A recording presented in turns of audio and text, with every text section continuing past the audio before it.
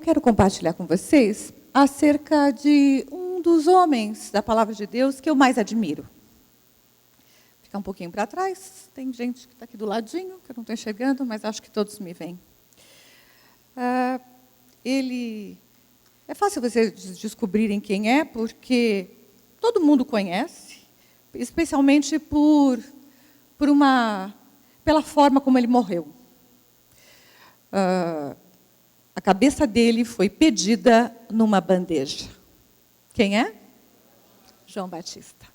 Né? E eu admiro muito, sempre que eu leio, todas as vezes que eu leio as escrituras que mencionam João Batista, eu falo, puxa, Senhor, eu queria ser assim.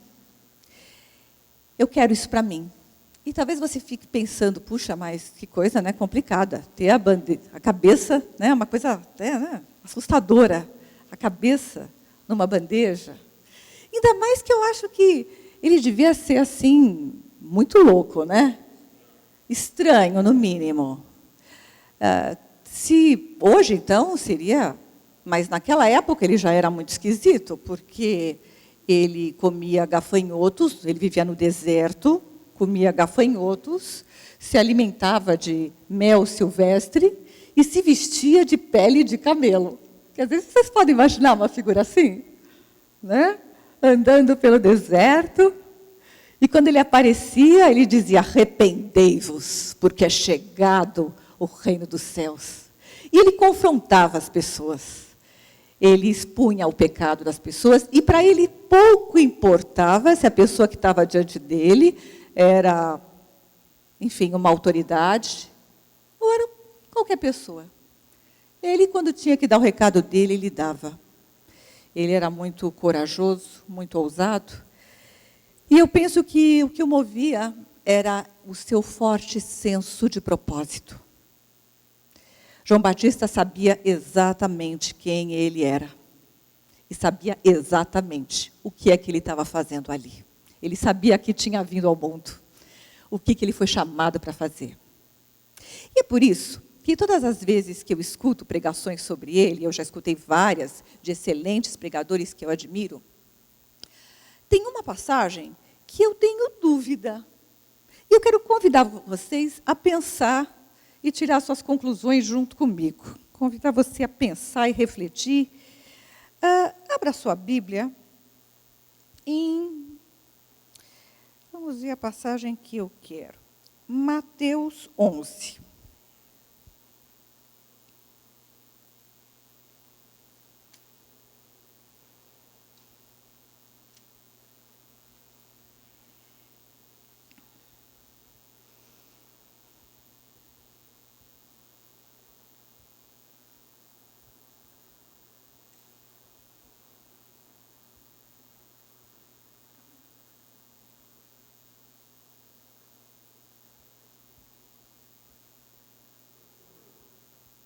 Mateus 11, 1, vamos ler até o versículo 11, diz assim, tendo acabado Jesus de dar instruções aos seus 12 discípulos, partiu dali a ensinar e a pregar nas cidades da região. Ora, quando João no cárcere ouviu falar das obras de Cristo, gente, ele já estava preso, tá? Porque ele tinha sido preso. Eu não vou ler todas as passagens, depois você pode checar em casa. Ele tinha sido preso porque ele havia confrontado o rei Herodes. Gente, você já imaginou você virar para o rei e falar, olha, você se arrepende, porque o que você está fazendo está errado. Você casou com a mulher do teu irmão. E você sabe o que você tem feito, a forma como você tem agido. E deve ter falado umas outras poucas e boas, não nesse tonzinho de voz que eu estou falando. Então, ele já estava preso, só que ele ainda não tinha acontecido nada com ele, porque Herodes sabia que ele era um homem de Deus, sabia que ele era profeta, sabia que ele era enviado do alto do Senhor, e tinha medo de mexer com ele. Aí, ele estava na cadeia, estava preso no cárcere, nós vemos Jesus dando as instruções, e aí então, quando ele está no cárcere, no versículo 2, Ora, quando João no cárcere ouviu falar das obras do Cristo, João mandou que os seus discípulos, os seus seguidores, perguntassem a Jesus: és tu aquele que havia de vir, ou nós havemos de esperar por outro? Respondeu-lhe Jesus: ide contar a João as coisas que ouvis e vedes. Os cegos vêm, e os coxos andam. Os leprosos são purificados, e os surdos ouvem. Os mortos são ressuscitados, e aos pobres, aos mansos, é anunciado o Evangelho. E bem-aventurado aquele que não se escandalizar de mim. Ao partirem eles, começou Jesus a dizer às multidões a respeito de João: o que saístes a ver no deserto? Um caniço agitado pelo vento? Mas que saístes a ver? Um homem trajado de vestes luxuosas? Eis que aqueles que trajam vestes luxuosas estão nas casas dos reis. Mas por que saístes? Para ver um profeta? Sim, vos digo, e muito mais do que profeta. Este é aquele de quem está escrito: eis aí envio eu ante a tua face o meu mensageiro, o que há de preparar adiante de ti o teu caminho. Em verdade vos digo que, entre os nascidos de mulher, não surgiu outro maior do que João o Batista, mas aquele que é menor no reino dos céus é maior do que ele. E, desde os dias de João o Batista até agora, o reino dos céus é conquistado pela força, e são os valentes que o tomam de assalto. O próprio Senhor Jesus, exalta João Batista. E aquelas pessoas iam ao deserto encontrar com ele, e ele tinha muitos seguidores, que ouviam a palavra de arrependimento, e nós sabemos que ele batizava com água, e vamos ver isso novamente lá no Evangelho de João, que o apóstolo Aires leu. Vamos para o Evangelho de João.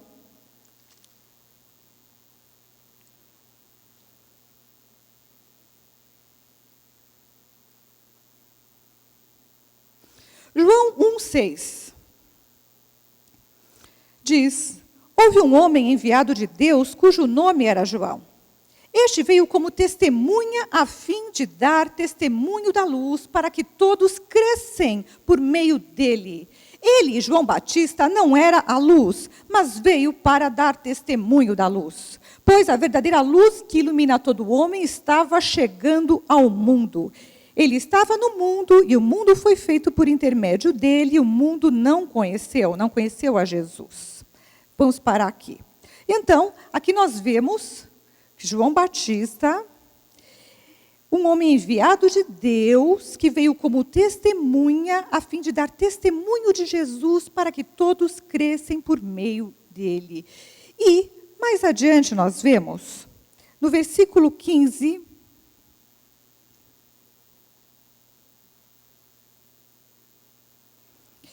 Nós vemos no versículo 15 o Senhor dizendo: este é aquele, o próprio João dizendo, João deu testemunho dele e clamou dizendo: este é aquele de quem eu disse, o que vem depois de mim, passou à frente adiante de mim, porque antes de mim ele já existia. Gente, vocês se lembram, eu não sei se todos estão a par da passagem, mas já no ventre da sua mãe, quando Maria e Isabel, a mãe de João Batista, se encontraram, já no ventre da mãe já estremeceu. Né? Já ali, desde o princípio, já aquela criança já foi enviada, já foi chamada com um propósito. E ele já sabia, embora eles contemporâneos da mesma, né, eles da mesma época, João já sabia, antes de mim ele já existia. Ele sabia que ele não estava falando de uma pessoa, ele sabia que ele estava falando do próprio Deus. E que o ministério dele era preparar o caminho para que aquelas pessoas crescem e o recebessem quando ele viesse. E ele diz assim, no versículo 1,15, João 1,15. Este é aquele de quem eu disse, o que vem depois de mim passou adiante de mim, porque antes de mim ele já existia, pois todos nós recebemos da sua plenitude graça sobre graça, porque a lei foi dada por meio de Moisés, a graça e a verdade vieram por Jesus Cristo. Ninguém jamais viu a Deus, o Deus unigênito que está no seio do Pai, esse o deu a conhecer. E este foi o testemunho de João, quando os judeus lhe enviaram de Jerusalém sacerdotes e levitas para lhe perguntarem: quem és tu? Ele, pois, confessou e não negou. Sim, ele confessou: eu não sou o Cristo. Ao que lhe perguntaram: mas quem és? És tu Elias? Respondeu ele: não sou. És tu o profeta? E respondeu: não. Disseram-lhe, pois: quem és? Para que nós possamos dar resposta àqueles que nos enviaram. Quem dizes de ti mesmo? Respondeu ele: eu sou a voz do que clama no deserto. Endireitai o caminho do Senhor, como disse o profeta Isaías. E os que tinham sido enviados eram dos fariseus. Mas por que batizas, pois, se tu não és o Cristo, nem Elias, nem o profeta? Ou seja, estavam perguntando para ele: mas com que autoridade você faz isso? Né? Respondeu-lhe João: eu batizo com água, mas no meio de vós está um de quem vocês não conhecem, aquele que vem depois de mim, de quem eu não sou digno de desatar a correia das suas sandálias. Estas coisas aconteceram em Betânia, além do Jordão, onde João estava batizando. No dia seguinte, João viu a Jesus, que vinha para ele, e disse: aí João, ele encontrou com Jesus, ele tinha os seus seguidores, ele já batizava, nisso ele encontra com Jesus, e ele diz para os seus discípulos: eis o Cordeiro de Deus que tira o pecado do mundo. Este é aquele de quem eu disse: depois de mim vem um varão que passou adiante de mim, porque antes de mim ele já existia. Eu não o conhecia, mas para que ele fosse manifestado a Israel, é que eu vim batizando em água. E João deu testemunho dizendo: vi o Espírito descer do céu como pomba e repousar sobre ele. Eu não o conhecia, mas o que me enviou a batizar em água, este me disse: aquele sobre quem vires descer o Espírito e sobre ele permanecer, esse é o que batiza no Espírito Santo. Eu mesmo vi e já vos dei testemunho de que este é o Filho de Deus. No dia seguinte, João estava outra vez ali com 2 dos seus discípulos e, olhando para Jesus que passava, disse: eis o Cordeiro de Deus. E aqueles 2 discípulos que estavam com ele, né? Aqueles 2 discípulos ouviram-no dizer isto e seguiram a Jesus. Até aqui. Gente, vocês podem imaginar? João tinha os seus seguidores, ele pregava, multidões seguiam a João Batista. E ele pregava, e ele profetizava, e ele confrontava as pessoas, e ele batizava com água para arrependimento de pecados. Multidões o seguiam, até que um dia ele encontra com o Senhor Jesus, e ele diz assim: eis o Cordeiro de Deus. Ele é aquele que vocês estão esperando. Eis o Cordeiro de Deus que tira o pecado do mundo.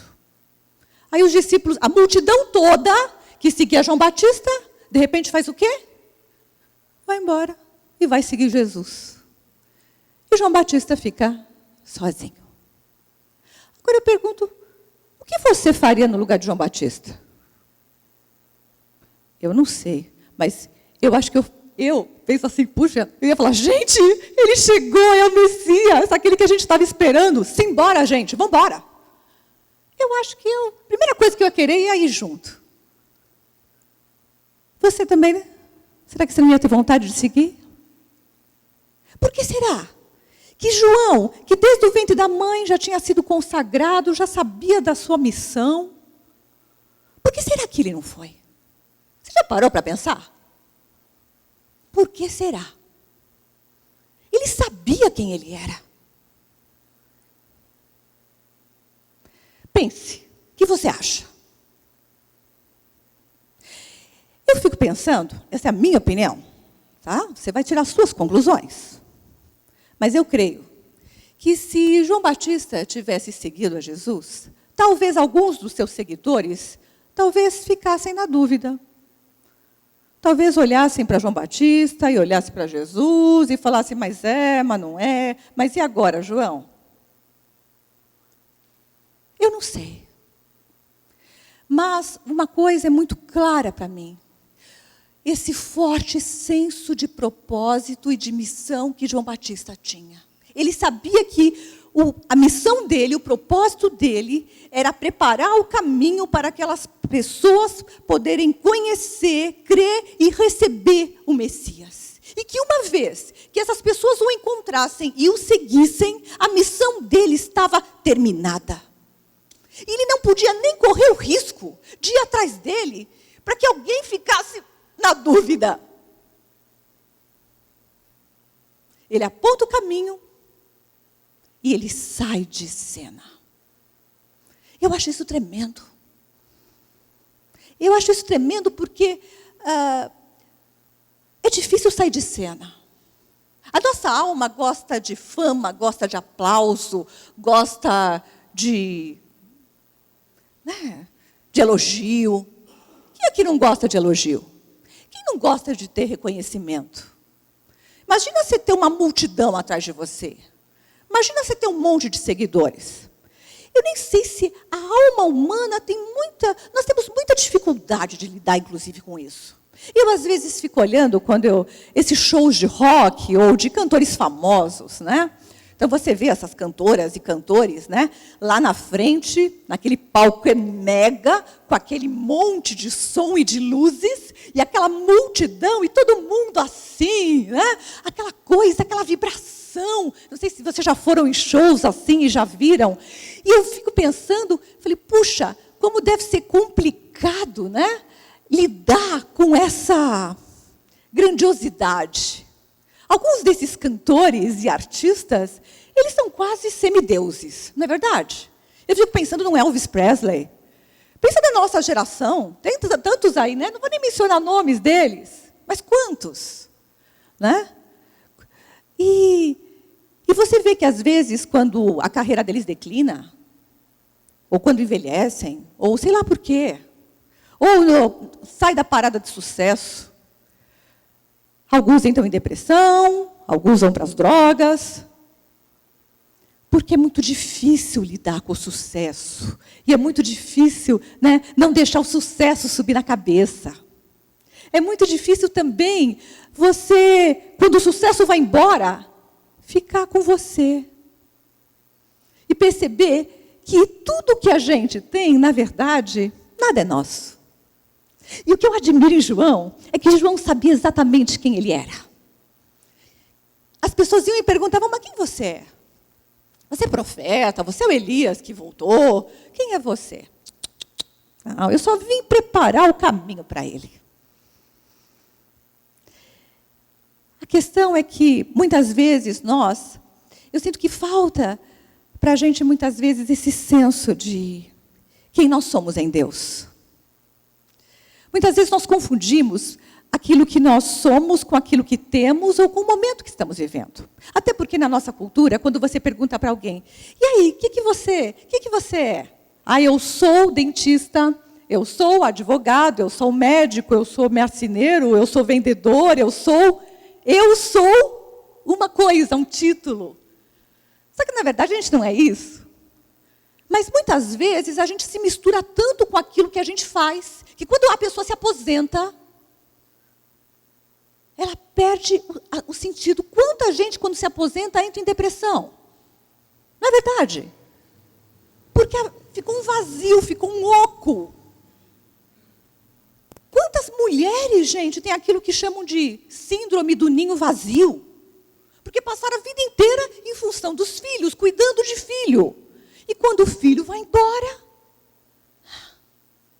porque nós somos assim, nós nos confundimos com as nossas atividades, com aquilo que fazemos, muitas vezes com cargos. E o que eu admiro em João Batista é que, embora ele tivesse aquelas multidão de seguidores, gente que vivia atrás dele, e gente que vive atrás, devia até cuidar dele, não é verdade? E tem um monte de coisas que, né? Que faz com que pessoas que seguem, cuidem, enfim. Mas quando chegou o momento que o Messias apareceu, que Jesus chegou, ele simplesmente, calmamente diz, olha, gente, ele é o Cordeiro de Deus. E saiu fora. E é por isso, gente, que essa passagem me intriga, essa que a gente leu agora há pouco, quando ele está no cárcere. Então, vamos continuar mais para frente, vamos voltar lá para Mateus 11. Adiante aí, perdão, você está em João? Volta para trás, Mateus. Por isso, porque entendendo esse perfil de personalidade, esse caráter, esse jeito assim tão determinado de João, quando eu leio isso aqui, eu fico assim, ou melhor, quando eu escuto pregações acerca dele, eu fico intrigada.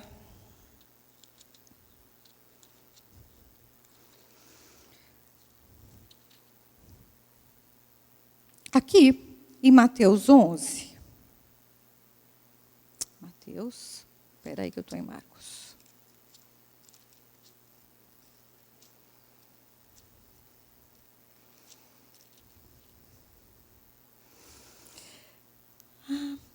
Nós vemos que ele está no cárcere, João 11:2, quando João no cárcere ouviu falar das obras do Cristo, mandou pelos seus discípulos perguntar-lhe, és tu aquele que havia de vir, ou havemos de esperar outro? E aí, eu já ouvi pregações dizendo que ele titubeou, que ele teve medo, porque ele sabia que ele ia ser morto. Ele sabia, né? Mas sabe o que eu penso? Que João sabia exatamente que a missão dele tinha sido completada. E que uma vez que a missão dele tinha acabado, ele podia não só sair de cena ali das multidões, mas ele podia sair do corpinho dele e sair do planeta. Ele podia puxar o carro e ir embora. Eu não creio que em nenhum momento, não creio que ele teve medo e nem que ele titubeou. Sabe por que eu acho, tá? Estou falando Lilian, que acho que ele mandou chamar os discípulos simplesmente porque ele precisava ter esta convicção. Gente, vem cá, vão lá e chequem. É ele mesmo, né? Tá tudo certo. Ah, tá. É ele? Ok. Posso morrer tranquilamente. Opa, será que não é? Porque se tiver alguma dúvida, eu tenho que dar um jeito de fugir dessa cadeia. Porque eu ainda não acabei a minha missão. Eu preciso sair daqui. Então, eu vou clamar a Deus que Ele me solte dessas correntes, que me faça um buraco aqui, que faça um terremoto, como aconteceu, né? Com Paulo, enfim. Mas, agora, é Ele? Aí Jesus, maravilhoso, né? Diz para ele ficar tranquilo e diz assim, ide, contai a João as coisas que eu vi e vejo, os cegos vêm, os coxos andam, os leprosos são purificados, os surdos ouvem, os mortos são ressuscitados, e aos pobres é anunciado o Evangelho. E aí ele continua dizendo, e mais adiante, em verdade vos digo que entre os nascidos de mulher não surgiu outro maior do que João Batista, mas entre os nascidos de mulher, porque as pessoas ainda não tinham recebido o Espírito Santo. Lembra que isso acontece no Pentecostes. Mas aquele que é o menor no reino dos céus é maior. Por quê? Porque é a habitação do Espírito Santo. Hoje, gente, olha que coisa incrível. Jesus considera eu e você, porque somos a habitação do seu Espírito, maior do que João Batista. Uau! Até então não havia ninguém, né? Mas você é a habitação do Espírito Santo. E eu acho tão extraordinário aqui esse senso de missão, de que a vida não era mais importante para ele, de que não havia nada mais importante do que fazer a sua missão.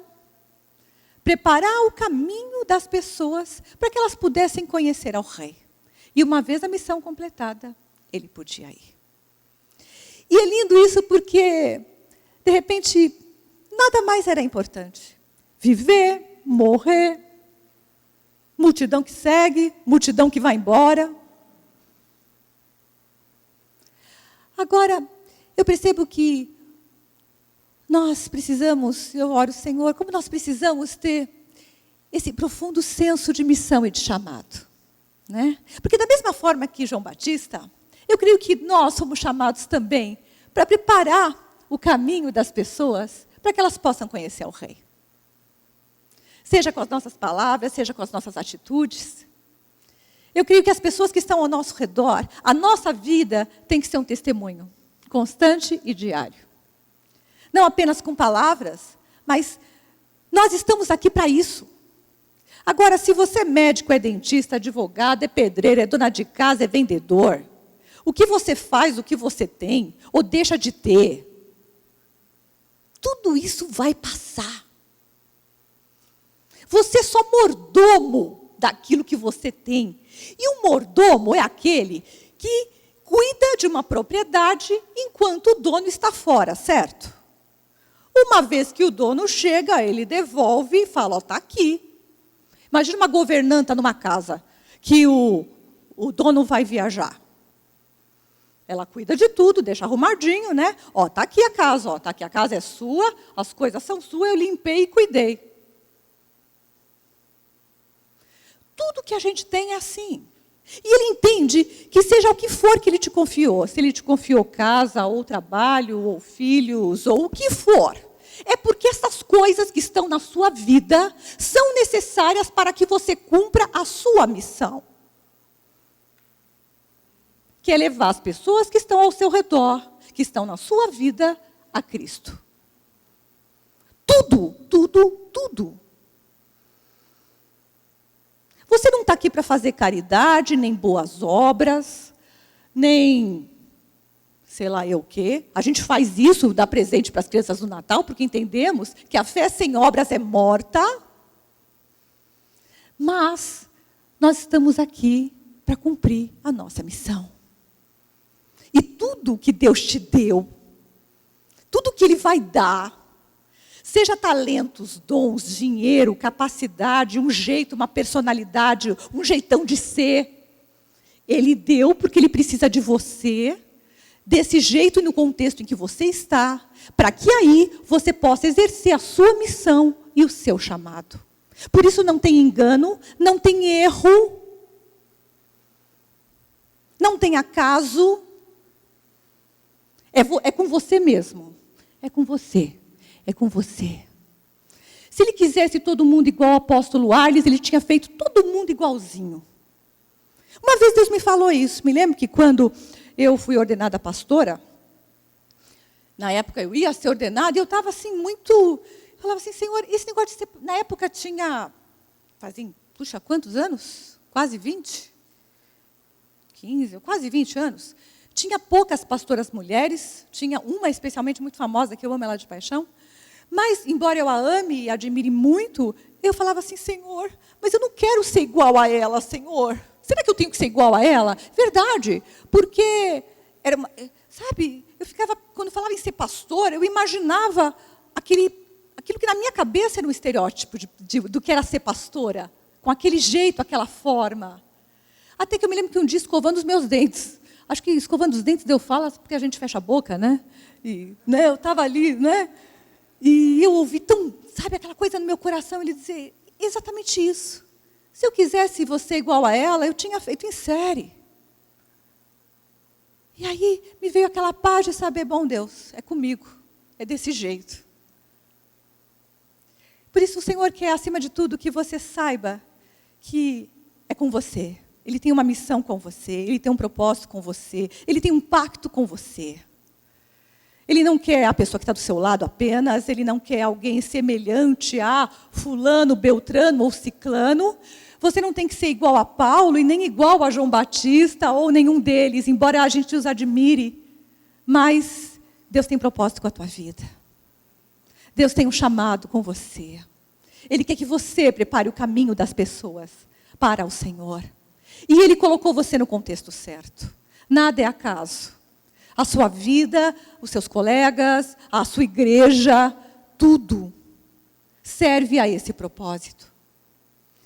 E uma vez que a gente entende que a gente não é dono de nada disso, e que tudo isso, né, vem e vai, porque a vida é assim, não é verdade? E Deus permite muitas vezes que coisas que a gente se apega sejam tocadas. Até para que Ele prova o nosso coração. Até para ver como é que a gente reage. E eu pergunto você, como você reagiria? Como você reage quando coisas, pessoas, situações são mudadas ou até tiradas da sua vida? Porque João teve de repente, de um dia para o outro, ele tinha um monte de seguidores e ele ficou sozinho. Num dia ele estava pregando ali em cima de uma rocha ali, né? No outro dia ele estava na cadeia. Eu falei, e nós? Como é que nós reagimos quando o emprego é tocado, ou a nossa saúde é tocada, ou relacionamentos são, né? E o Senhor nos convida a ver, colocar cada coisa no seu lugar e entender que a gente é mordomo. A gente só é administrador das pessoas que Ele colocou na nossa vida. A gente até fala assim, né? O meu marido, a minha esposa, os meus filhos, a minha casa, o meu trabalho. Né? Na verdade, tudo é emprestado. E Ele nos prova, Ele quer que a gente cuide bem, porque tudo é dEle. Ele confia em nós e Ele te dá coisas, Ele coloca pessoas na sua vida, mas Ele quer que você saiba exatamente quem você é e que isso é dEle e que da mesma forma como Ele te deu, Ele pode sim requerer qualquer uma dessas coisas. Porque Ele é o Senhor. Ele é Deus. Ele é o dono. E você entregou sua vida para Ele. Entregou ou não entregou? E aí essa noção de senhorio que eu vejo que nós precisamos rever, porque a gente muitas vezes entrega a vida a Cristo porque quer ir para o céu, porque quer ser salvo, porque quer ser perdoado. E amém por tudo isso. Mas, no fundo, muitas vezes nós estamos assim, tudo bem, tu és o Senhor, tu és o meu Senhor, mas olha, isso aqui, isso aqui é meu, deixa comigo, que isso aqui, não mexe nisso, Jesus, não mexe aqui, deixa tudo. Afinal, eu gosto de segurança, eu gosto de conforto, eu gosto de ter as coisas no meu controle. E quando as coisas são abaladas, a gente às vezes, Senhor Jesus, mas o Senhor não me prometeu que a vida em abundância? O Senhor não prometeu que se eu desse o dízimo, o Senhor ia multiplicar? Então não vou dar mais dízimo coisa nenhuma, porque afinal de contas, que negócio é esse? Não. E às vezes nós murmuramos, nós reclamamos, nós nos queixamos. E olha, eu estou falando de todos nós, viu, gente? Nós somos todos iguais. Somos todos iguais. Não tem ninguém melhor, nem pior. Não tem ninguém mais santo. Somos santos, separados pelo Senhor, salvos pela graça, pelo favor dEle. E o Senhor nos convida hoje a rever o seu senhorio. O Senhor nos convida a realmente entregarmos tudo nas mãos dEle. E deixar Ele ser o dono. E revermos o nosso senso de missão. Será que se Deus te tirar de cena hoje, a gente cumpriu ou está cumprindo essa missão para a qual Ele nos chamou? Ou será que a gente está, Senhor, está aqui, o Senhor, estamos que nem o servo daquela parábola, olha, o Senhor me deu eu estou te devolvendo porque afinal de contas, né, o Senhor é um Deus meio bravo, então está aqui. Enfim, queridos, João Batista me convida a me rever. Ele me convida sempre a um check-up espiritual. Sempre que eu leio João de novo, eu falo, Jesus, me ajuda. Me ajuda a realmente colocar os teus pés tudo. Me ajuda a completar a minha missão. Você tem consciência da sua missão? Você tem consciência do seu chamado? E que tudo o que está na sua vida serve a esse chamado?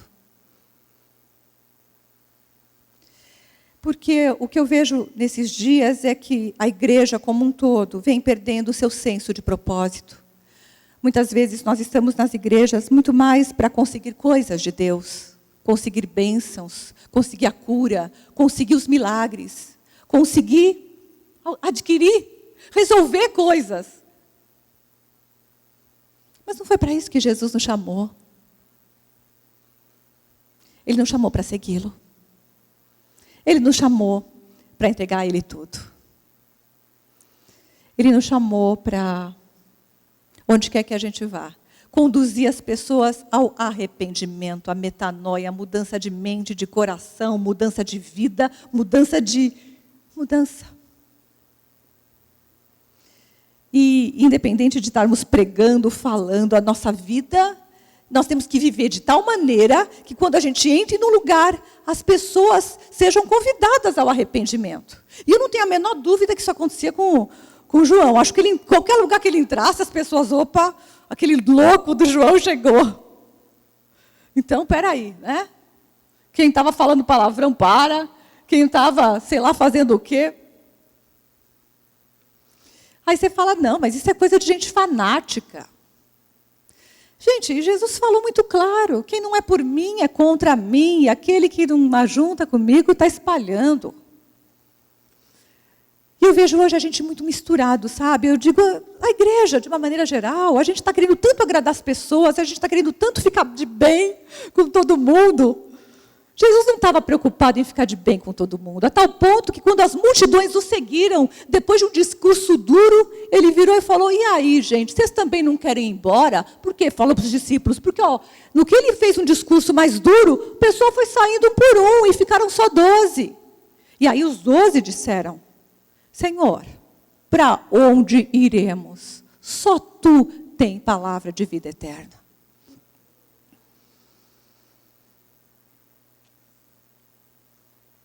Por isso, querido, eu queria te convidar para rever a sua missão.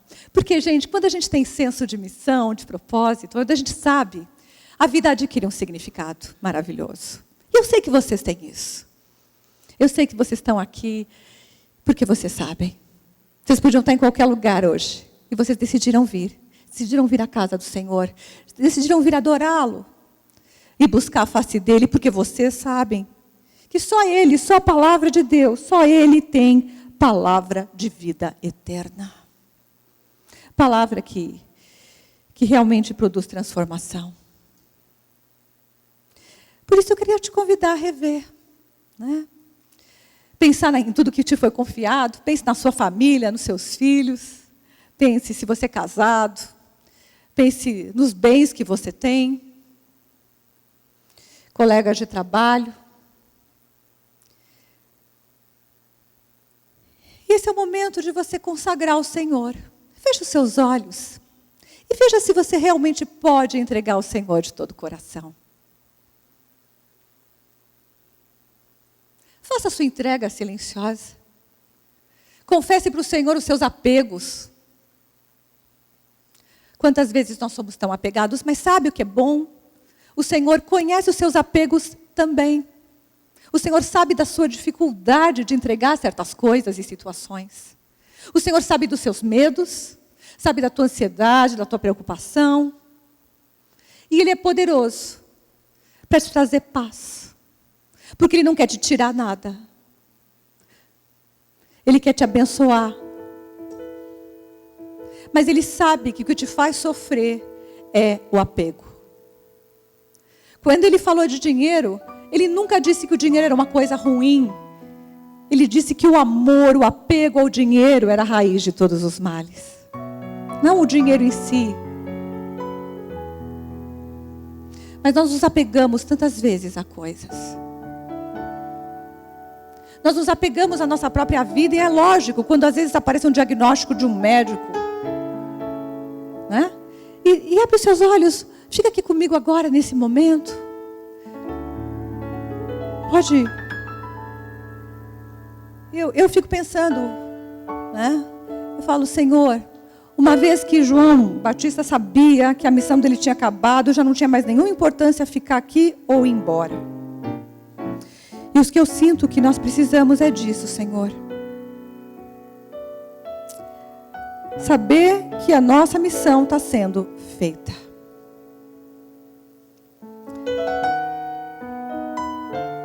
Então ajuda-nos, Senhor. Pai, eu coloco cada vida aqui, coloco os meus irmãos, coloco a minha vida também. Colocamos, Pai, tudo que nós temos e nos foi confiado no Teu altar.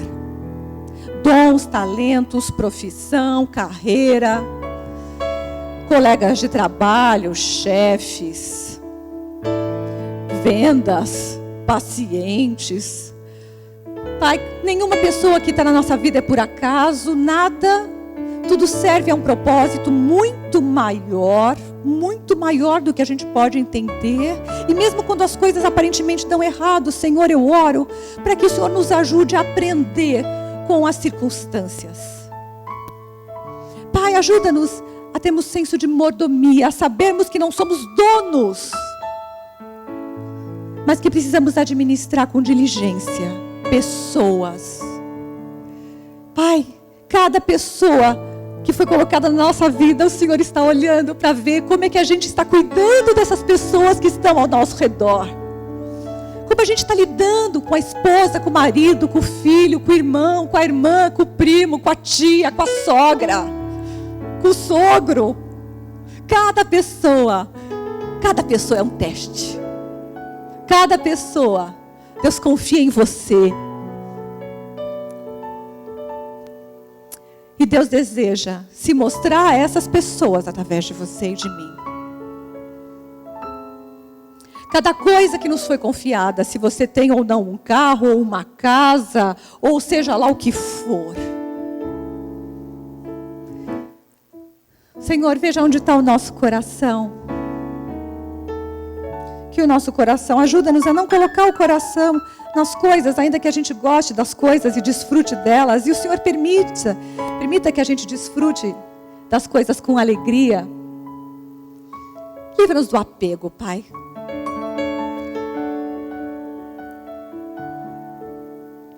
E ajuda-nos, Senhor,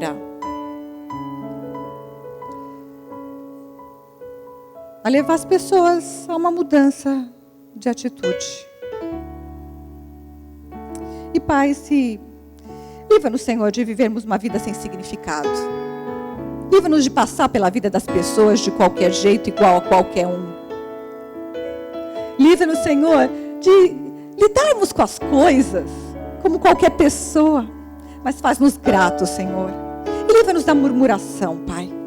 Perdoa quando nós murmuramos, reclamamos, nos queixamos, como crianças mimadas, Pai. Te peço perdão por mim, Senhor.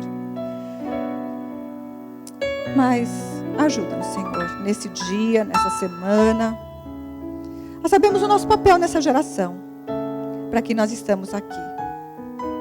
Muito obrigada, Pai. Em nome de Jesus.